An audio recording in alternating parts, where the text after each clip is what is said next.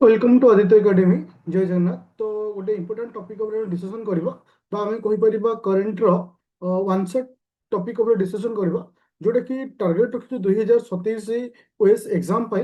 तो 1 ईयर भितर जते कम सब आंसर रो वीडियो तुम मन पाई बनेबे, एटा सबुठ इंपोर्टेंट एथिबे रहइबो जे गोटे वर्ष रे तुम मिनिमम 100 रु 150 आंसर वीडियो तुम पाई जिवो, जो थ्रू एतिकी तुम सियोर हो मिनिमम तुम मन को जो करंट अफेयर क्वेश्चन आसुची जोटा कि 80% चांस अच्छी आर भितर आसी जाय।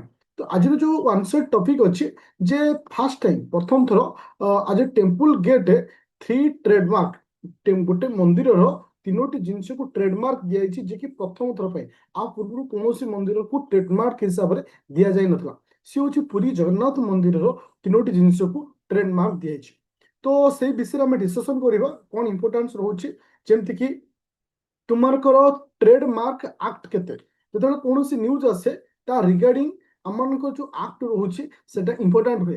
ट्रेडमार्क एक्ट हूँ 1999 1999 मसीहा हूँ ट्रेडमार्क एक्ट। से भाई आम जो पुरी जगन्नाथ मंदिर अच्छी तीनोटी शब्द गोटे हूँ आनंद बजार, आउटे हूँ पतित पावन, आउटे है नीलचक्र। तीनोटी शब्द मन रखियो, गोटे आनंद बजार, जोटा हूँ पतित पावन, आउटे है कि से नीलचक्र। ए तीनोटी जिनस को ट्रेडमार्क एक्ट अंडर रखा जाइए।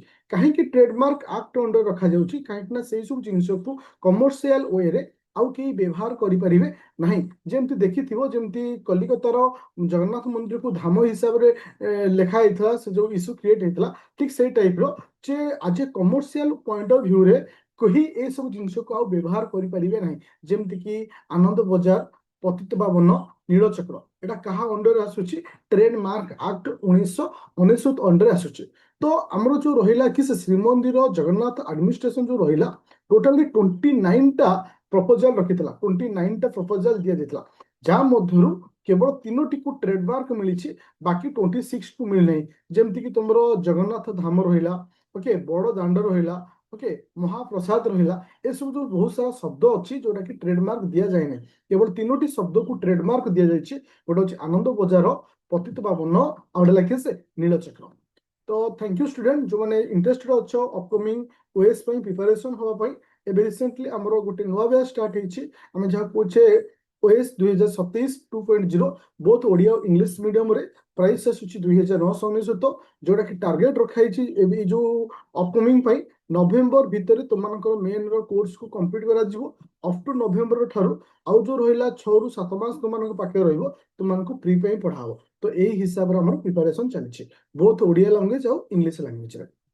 तो thank you student ji channel नुआ अच्छे डेफिनेटली चैनल को सब्सक्राइब करने सहित निज कमेंट डेफिनेटली दो। Thank you student.